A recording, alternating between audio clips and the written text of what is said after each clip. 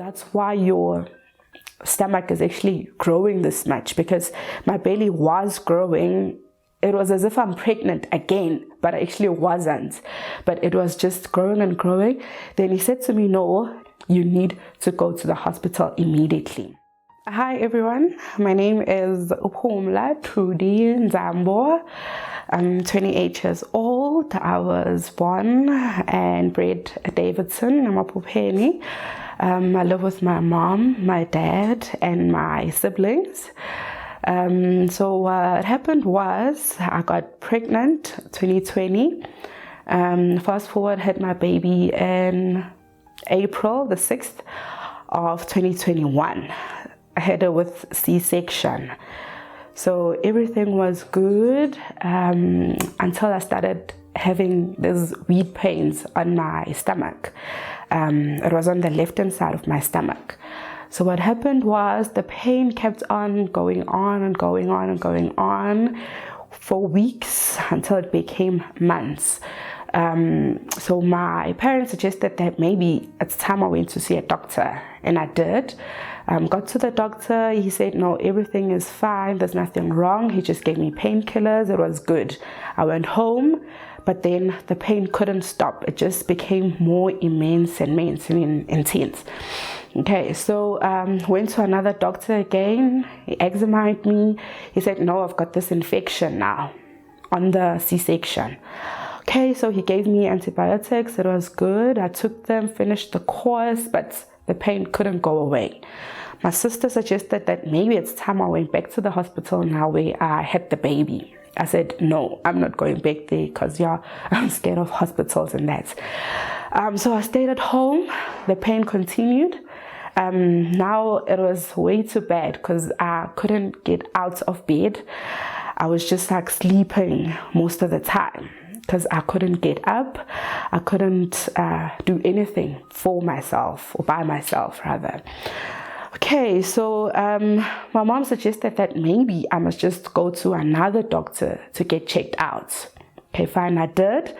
And he also said that, no, it's just a minor infection. I mustn't worry about it. Okay, fine. Gave me another pills, took them. Still, this pain kept on going on and on. I couldn't laugh because when I was trying to laugh, I could feel that there was like something that is stuck inside me. I couldn't cough, so it was bad now. It was getting worse and worse and worse every day. Fast forward, it's been 4 months now since I had the baby.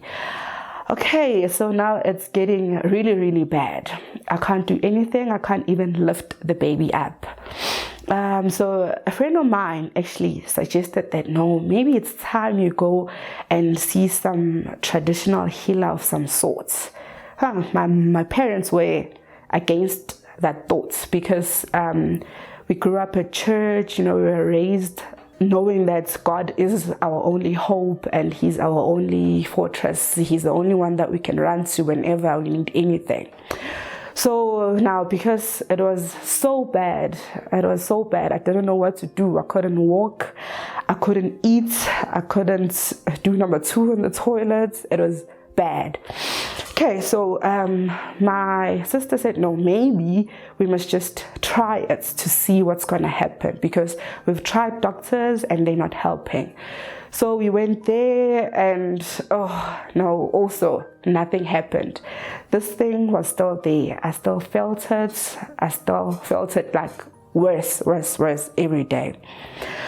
So now this one day, it was the 31st of July. It's been 5 months now. I've been sick for 2 months. I haven't been eating. I've been in bed, couldn't walk. When I had to walk, my brother and his friends had to come pick me up. My dad had to accompany me. They had to bath me.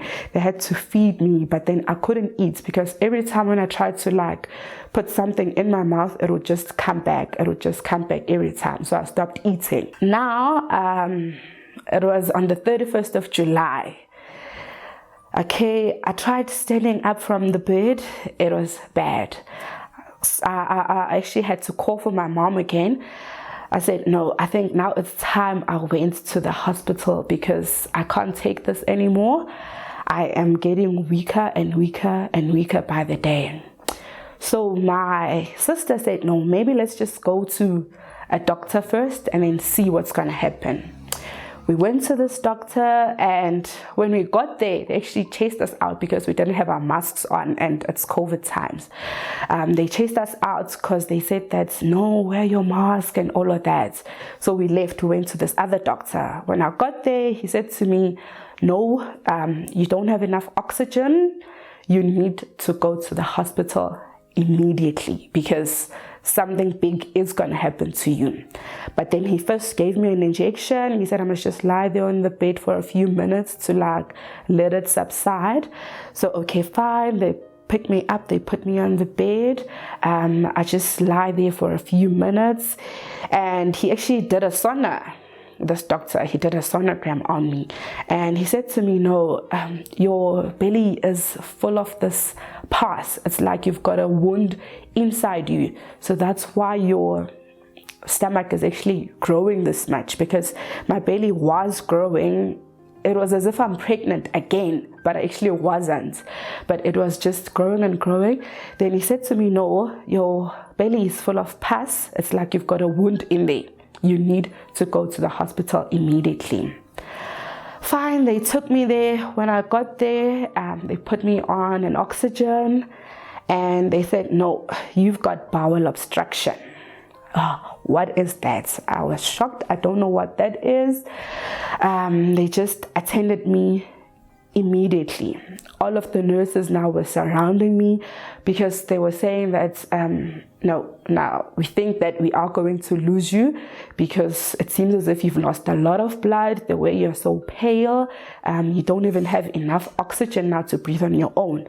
So they put me on that oxygen thing, they admitted me, took me to a ward, they put me on a drip, and they started running tests now. Firstly, they did this test and they said, no, I don't have enough blood. I don't know how because I wasn't even bleeding. Okay, they then said, no, okay, fine, we're going to do a blood transfusion on you. Okay. And yes, they did that. They put me on blood transfusion, and they ran tests every day. Every day they were coming to me to come and take blood so that they can do tests. They did every test that was possible on me. Okay, they didn't know what was going on. They didn't know what was wrong. Now, I'm in this pain. My stomach doesn't stop growing. It's still huge. I don't know what was going on. It was just bad. I am not eating. Still there. I can't walk. When I wanted to go to the toilet, they had to come pick me up, put me on a wheelchair, take me there, and then bring me back again. So it happened that whilst I was in hospital, I actually fell on my bed because I was trying to get up on my own. Now I was just so tired of being people's burden, I think. So I was just tired. So I tried getting up on my own, and then I fell. Oh, now it was bad again. But yeah, the nurses came, they helped me up, it was all good. They had to inject me every day with, I don't know what they call it, but I think it's morphine. They had to inject me with that to just let the pain subside every time because I was in so much pain every day. I couldn't sleep, I couldn't do anything, but it was better now when I was injected because then it would just make me doze off on the spot. Okay. So it was time now that they said, no, maybe you must just do another sonogram to see what's really going on with you. I went there and it was on the 4th of August. It was actually on my birthday, my 28th birthday. So I went there to do the sonogram. They checked everything and they said, no, it's inconclusive. We can't see what's wrong with you. Okay, they suggested that maybe I must just go do a CT scan now. They take me again the following day on the 5th to go do a CT scan. I went in there, they did the CT scan, and they said, yep, we did find something. We're not sure what it is, but we need to now transfer you to another hospital where they've got specialists that are going to help you. Okay, so they took me back to the ward. I was sitting there. in pain every day, not eating, not doing anything, just crying my lungs out because of the pain that I was feeling. And I remember this one day after the CT scan, I just had to ask the doctor that, can you please just inject me with something lethal so that I can just die, because I'm just tired of everything. I don't want to feel this pain anymore. I don't want to live anymore. I'm just sick and tired of everything. I just want to be gone and at peace forever. And he said to me, no, we are not going to do that. We are going to help you. Okay, fine. I stayed in hospital on the 13th of August. Now they said, no, we are scheduling you for another incision. You are going to now go and be operated, and then we're just going to take out everything that's in your lower abdomen to see what's really going on with you. Okay, the 13th of August, they had to take me there. But first, when you go to theater, they had to like check if your bloods are okay, because you might lose a lot of blood there and all of that story. So they took bloods. My blood was really low again. It was way too low. Now they had to do another transfusion again.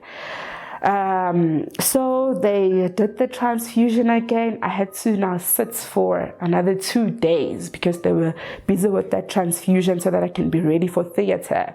They did transfuse me. I went into theater. They did the primary incision where they cut you up and check all of that. And then, I was back. They took me to high care where you get this intensive care.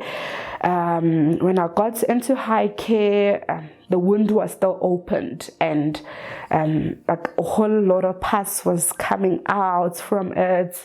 I had pipes from the nose into my esophagus, and that it was actually draining all that pus that the previous doctor saw at first. So I couldn't eat still. I wasn't eating. Now it has been 3 months now without eating. I lost a lot of weight. It was bad. I was just in the bed all the time. I had pipes all over me. So when I actually woke up and saw all of that, the first thing that I wanted was a glass of water. They said to me, no, you can't have that because of the pipes now that were put inside of my nose that went into my esophagus and into the stomach that were draining all of that pus out. They said, no, we're going to give you an ice cube. So we're going to feed you an ice cube every day for a week. We think that you'll be fine with that. So that's what I had then for a week. It was bad. It was bad. So for a week I had that. I was still on the bed. I couldn't hold anything up. I couldn't get up. I couldn't do anything basically. So luckily I was okay. It came to a point that I was alright because they've given me so much medication. I was on this drip that they put on me. It was also helping now to clean out everything that was inside of me. So now when it was time now to actually get up from the bed, because the nurses said to me, now we're going to help you take your first steps. Okay, fine. They helped me to get up from the bed. I couldn't stand on my own. Now I was so weak. I don't know, it felt like I had no bones in me because I couldn't do anything. And it was depressing for me because from being an abled person to like all of a sudden not be able to do anything for yourself, not be able to hold even a cup, it was too depressing for me. So I was crying there every day. Was a time that I said to them, no, I'm done with you guys. I just want to go home again. I don't want anything to do with you now. But they actually said to me, no, it's fine. You will be fine. We are going to help you. Now that you've done this major operation, you'll be good. You'll be fine. And we promised you that. Okay, I stayed in hospital. I was okay. They helped me every day to get out of my bed. They helped me to take my first step again, I felt like a baby who was starting to actually walk again, or to like hold something again, because I couldn't do it, you know. But they helped me through it all. They helped me, and they used to actually like pray every morning for me or every night, you know. But I actually had lost all hope, because I thought, no, this was the end of me. There's nothing that anyone can do to actually help me, because I've tried everything and anything that's in here, you know. And when they were praying for me, I said, you know what, please don't even go there, because I don't think that if God loved me, he would allow me to like go through such a hectic experience, such a terrible experience, of which it was supposed to be the happiest time of my life. I mean, I just had a baby, so now why is this happening to me, you see? But this one matron said to me, no, you will be fine. God is there, and he is gonna see you through. It's not your time. You must just relax. Everything is gonna be fine. And yeah, luckily I was good, and they actually discharged me from the high care back into a normal ward. So I stayed there again for 15 days now. It wasn't nice. It wasn't a nice experience, but luckily I was getting better and better and stronger every day. Now I was starting to eat, even if it wasn't much, but I was starting to eat, started to be able to hold food down or any drink down. So it was okay. I was actually able to also hold the pills down now that were being given to me. Yes, I still had a drip, but now my medication, I took it orally, because at first it was through a drip because I couldn't hold it down. But now, after being discharged from the high care to a normal ward, I was able to take them orally, because I was able to hold them down.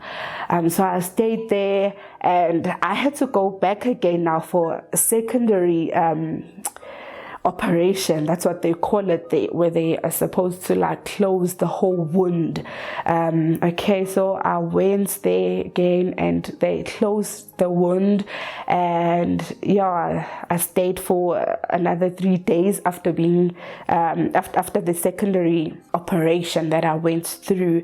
I stayed there again for 3 days, and yeah, it was perfect. It was good. I came back home, and I'm with my family now, and it's all good. And with all of that, I just saw that God actually did see me through from the beginning until now. He is still seeing me through. He is still with me. I no longer have those pains, and yeah, I'm well now. I can do everything. Like, everything is just back to normal now. It's like I'm back to my normal self, and I can see that it is through God, because without him, I don't know how I was gonna actually survive, because he is the one who gave all those powers to those doctors to actually help me and to actually motivate me, to give me strength and to be able to hold on. So yeah, I'm all good now. Everything is fine. I'm reunited with my family. We're happy. Hi, my name is Phumla Trudy Ndzambo, and I have been through the most.